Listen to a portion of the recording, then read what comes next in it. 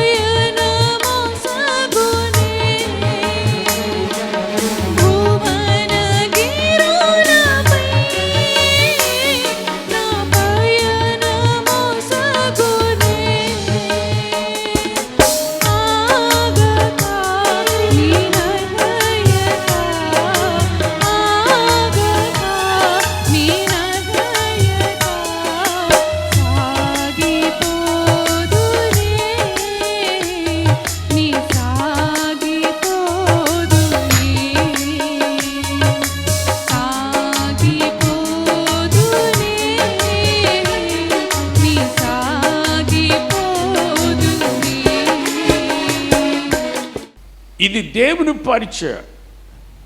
దేవుడు నీ వెనకాలుండి నీకు సహకారుడుగా ఉంటాడు అని ఉంది బైబిల్.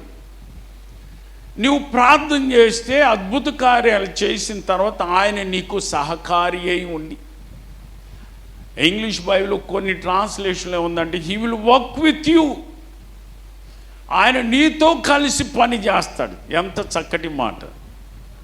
దేవుడు మనతో కలిసి పని చేస్తే ఆ సంఘం ఎలా ఉంటుందంటే ఇలాగూ ఆశీర్వదించబడుతూ ఉంటుంది. నేను వాక్యంలోనికి వెళుతున్నా. మీ అయ్యగారు చాలా చక్కగా చెప్తారు, చెప్పే ఉంటారు ఈ కథ, ఈ చరిత్ర మీరు వినే ఉంటారు. ఒకసారి మనం అందరం ఇంకొకసారి విందాం. ఇది మీకు చెప్పాలని ఆశపడి, సౌలు తన జీవితంలో గాడిదలు వేపుకుంటున్నాడు. గాడిదలు పోయిని గాడిదలు వెతుకుతున్నాడు. తండ్రి చెప్పాడు, అయ్యా గాడిదలు పోయిని వెతుకురండిరా అని. అలాగా అని చెప్పాడు. వెంటనే గాడిదలు పోయిన వాటిని వెతికి రావటానికి ఒక సేవకుని తీసుకెళ్ళమన్నాడు. ఒక నమ్మకమైన సేవకు. పని చేసేవాడు ఎవడైతే వాడిని పిలుస్తాం కదా, పని కొట్టేవాడిని పిలుస్తామా? కాబట్టి ఒక పనివాడులో ఒక మంచి పనివాడు ఉన్నాడు. ఆ పనివాడు పని చేసే పనివాడు. దేవుడు ఎవరిని వాడుకుంటాడు చెప్పండి? పని చేసే పనివాడు. సౌలు పని చేసే పనివాడు తీసుకున్నాడు.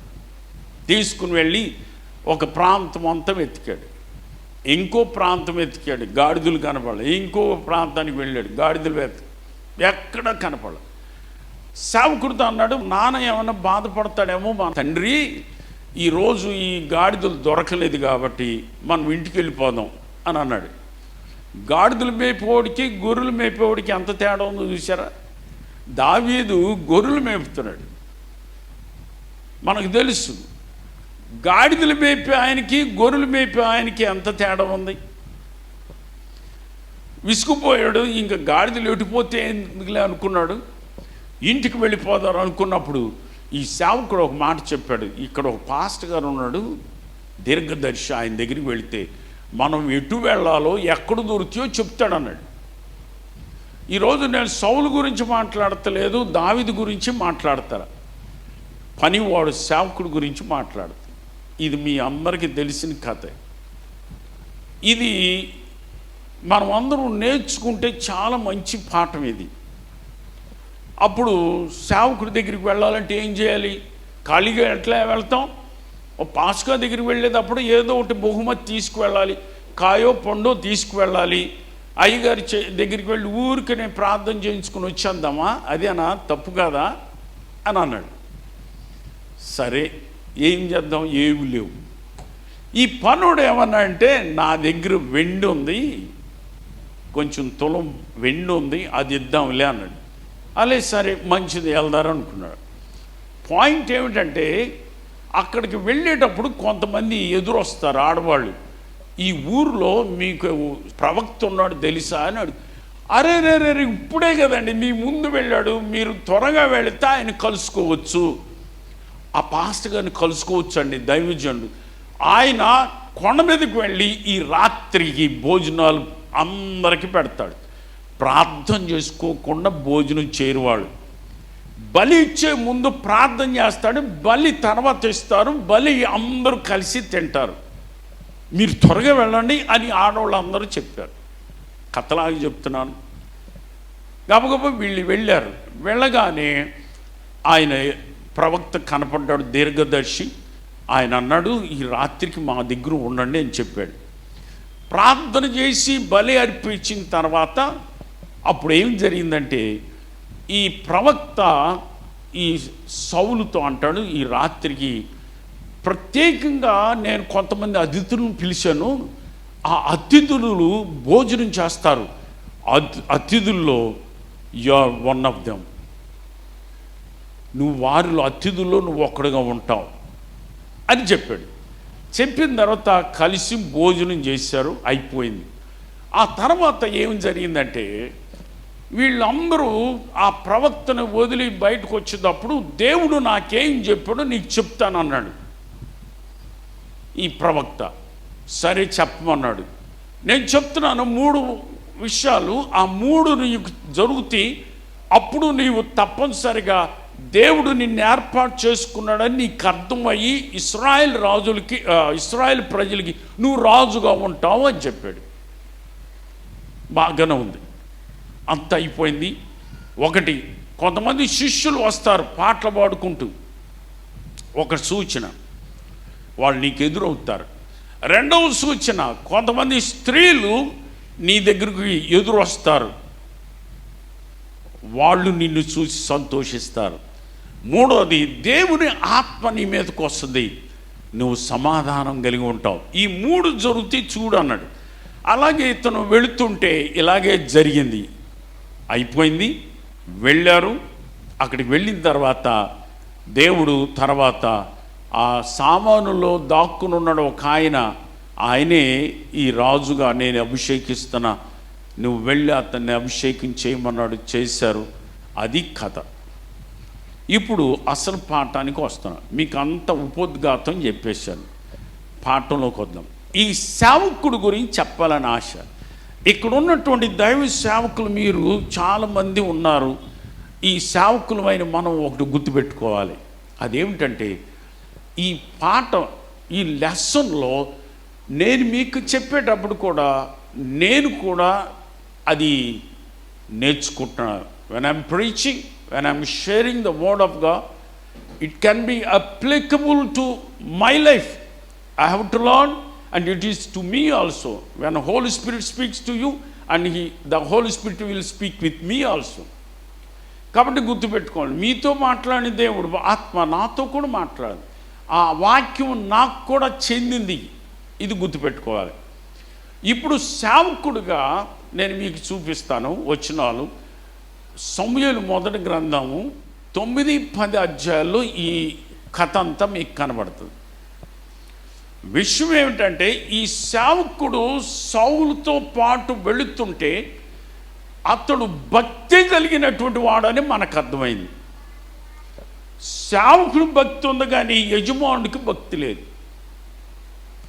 ఈ సేవకుడు భక్తి కలిగిన వాడని మనకు ఎలా అర్థమవుతుందో చెప్తా. అదేమిటంటే, అయ్యా గాడిదలు దొరకలేదు మనకి, వెళ్ళిపోతారంటారేంటి? ఇక్కడ ఒక దైవ సేవకుడు ఉన్నాడు, ఆ సేవకుడి దగ్గరికి మనం వెళ్ళాలి. గిబియోనులోకి వెళ్ళటానికి, సేవకుడి దగ్గరికి వెళ్ళటానికి సౌలు చాలా దగ్గరలో ఉన్నాడంట. చాలా దగ్గరలో ఉన్న ఊరులో దైవ సేవకుడు ఉంటే ఈయనకి తెలియలేదు.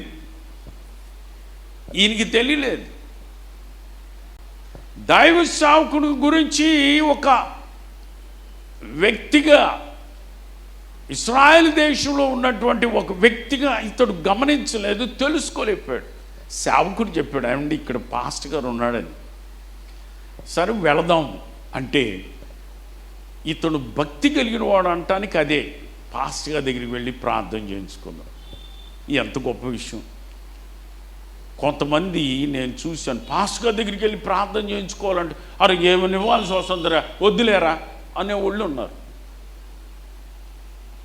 ఏమని ఇవ్వాల్సి వస్తుంది, వద్దులే అనేవాళ్ళు ఉన్నారు. పాస్టర్ గారి దగ్గరికి వెళ్ళేటప్పుడు నా దగ్గర ఏమి లేదు, అయితే పనివాడు నా దగ్గర ఉంది అంటే, ఈ పనివాడు భక్తి కలిగిన వాడు మాత్రమే కాదు కానీ ముందు చూపు కలిగిన వాడు. ప్రయాణానికి వెళ్ళేటప్పుడు గమనించండి, ప్రయాణానికి వెళ్ళేటప్పుడు నువ్వు తప్పనిసరిగా నీ దగ్గర డబ్బులు ఉంచుకుని వెళ్ళాలి.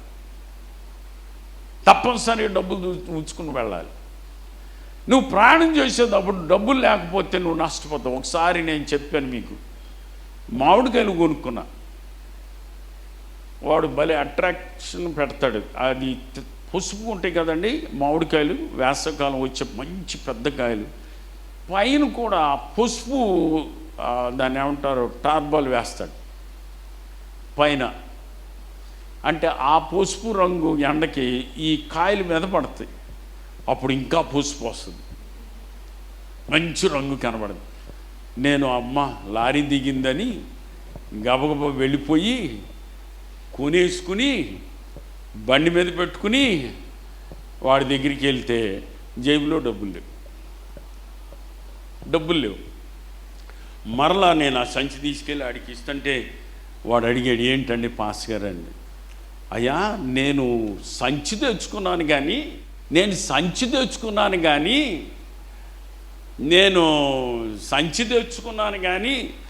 నేను సంచులే తెచ్చుకున్నాను కానీ ఏం తెచ్చుకోవాలా,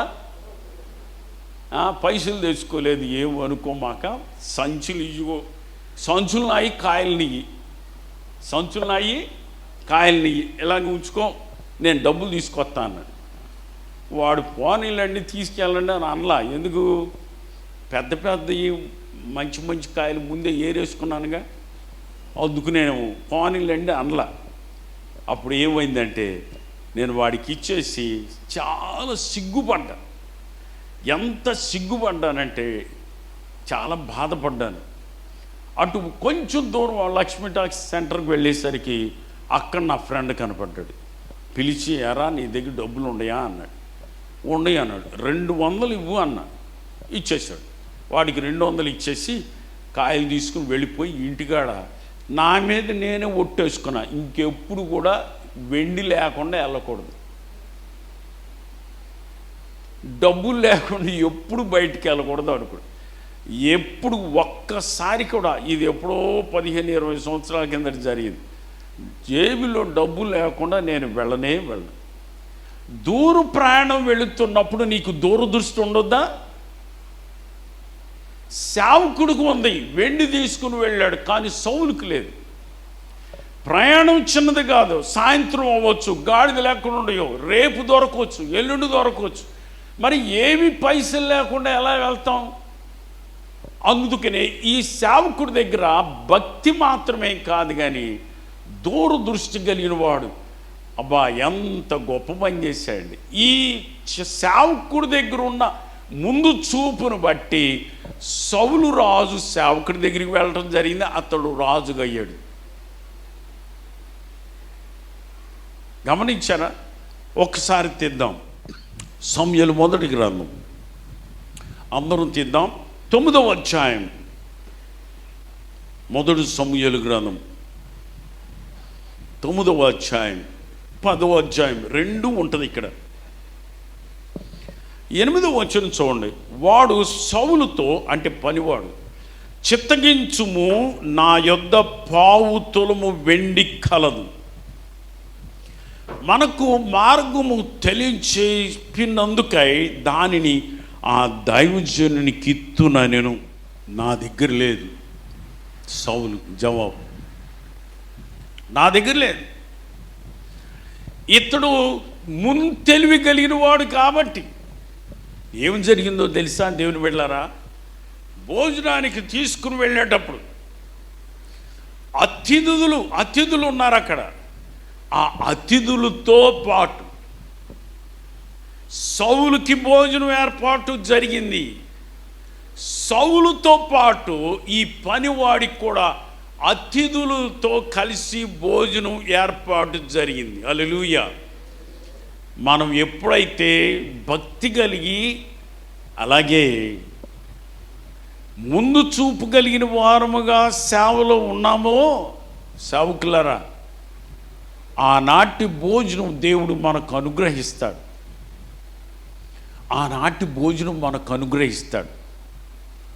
యేసు ప్రభువారు వాక్యం తప్పించి చెప్తున్నా, యేసు ప్రభువారు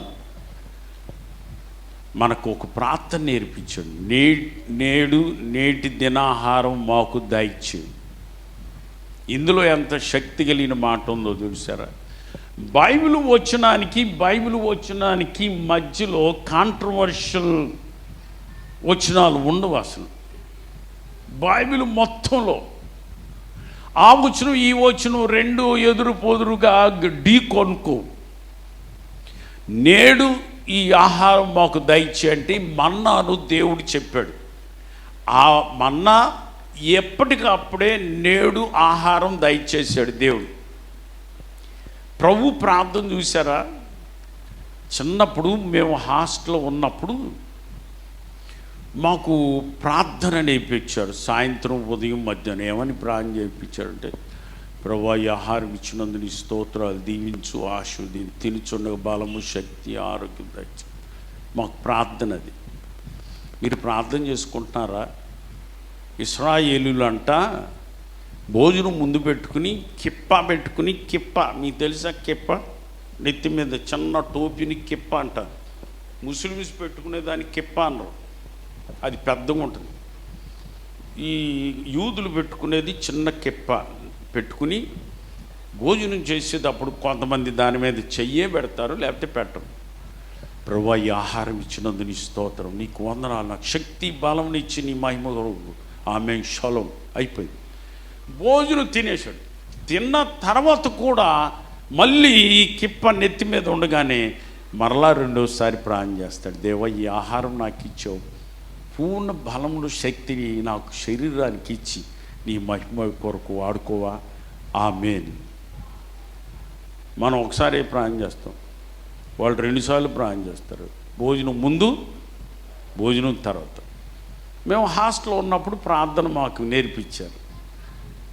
చాలా కాలం నేను, మా వాళ్ళు, మా పిల్లలు, మేమందరం 5, 4 తరగతులు ఉన్నప్పుడు ఏమని ప్రార్థన చేసామో తెలుసు? దేవా ఈ ఆకారాన్ని ఇచ్చినందుకు నీ స్తోత్రం. ఏంటిది? ఆహారం కాదు, మాకేమో ఆహారము అన్నది కూడా తెలియట్లా. అన్యోళ్ళు ప్రార్థన చేశారు, మేము ప్రార్థన చేస్తున్నాం. దేవా ఏంటి ఈ ఆహారం ఇచ్చినందుకు నీ స్తోత్రం కాదు, ఈ ఆకారం ఇచ్చినందుకు స్తోత్రం. చాలా పెద్ద అయిన తర్వాత నాకు అనిపించింది, ఏంటంటే ఈ తప్పుడు ప్రార్థన చేస్తున్నాం, ఆకారం ఏంటి, ఆహారం అనకుండా.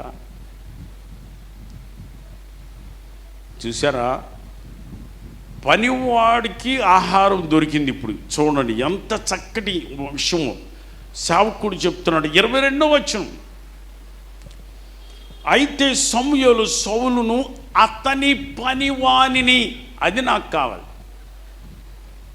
ముందు చూపు ఉన్నటువంటి దైవ సేవకులకు దేవుడు ప్రత్యేకమైనటువంటి వారిగా ఏర్పాటు చేసి విందును, భోజనాన్ని ఇస్తాడు. దేవుని సేవకులారా, నువ్వు మంచి దైవ సేవకుడు, భక్తి కలిగిన సేవకుడు అయితే నీకు ముందు చూపు ఉంటుంది. నీకు ఎప్పుడైతే ముందు చూపు ఉందో సేవకులో, దేవుడు నిన్ను ఆశీర్వదించి పెద్దవారితో దేవుడు అతనిని చూడండి. అయితే సమూయేలు సౌలును అతని పనివానిని భోజనపు శాలలోనికి తోడుకొని పోయి పిలువబడిన దాదాపు 30 మందిలో ప్రధాన స్థలం ముందు వాడిని కూర్చోబెట్టి అంతే జబ్బులు వడ్డించాడు.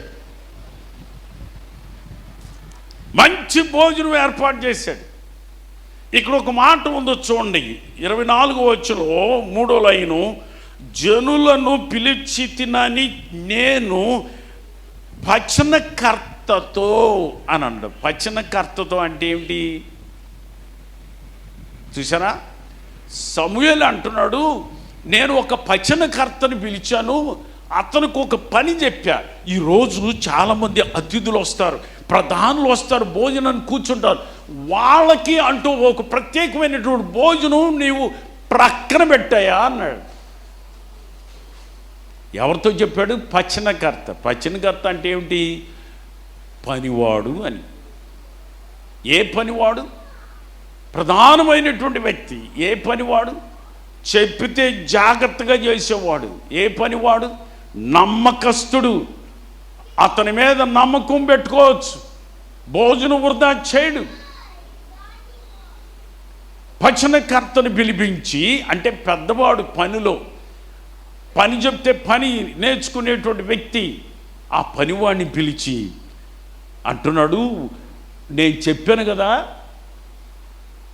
ఏమ్మా వింటున్నారయ్యా, నేను చెప్పాను కదా పెద్దలు వస్తారు, వాళ్ళకంటూ వేరే డేక్ష పెట్టమని, భోజనం ప్రక్కన పెట్టమని అని చెప్పాను కదా, పెట్టావా అంటే పెట్టానండి. అది తీసుకొచ్చి ఈ పనుడు కొట్టించు. దేవుని స్తోత్రం, హల్లెలూయా చెప్దాం. నిన్ను పోషించేవాడు గొప్పవాడు, అంతే.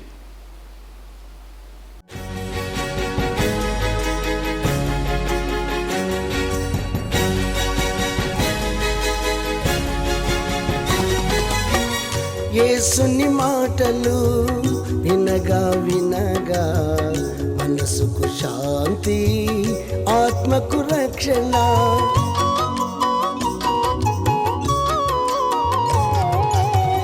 యేసుని మాటలు వినగా వినగా మనసుకు శాంతి, ఆత్మకు రక్షణ. యేసుని మాటలలో విలువను ఎరిగినచో, యేసుని మాటలలో విలువను ఎరిగినచో నీ బ్రతుకంతా మేలే మేలుగా, నీ బ్రతుకంతా మేలే మేలుగా. వినగా వినగా యేసు సువార్త కలుగును హృదయాలలో విశ్వాసం. వినగా వినగా యేసు సువార్త కలుగును హృదయాలలో విశ్వాసం. అందుకే అందరూ రండి కూర్చోండి వినండి. అందుకే అందరూ రండి కూర్చోండి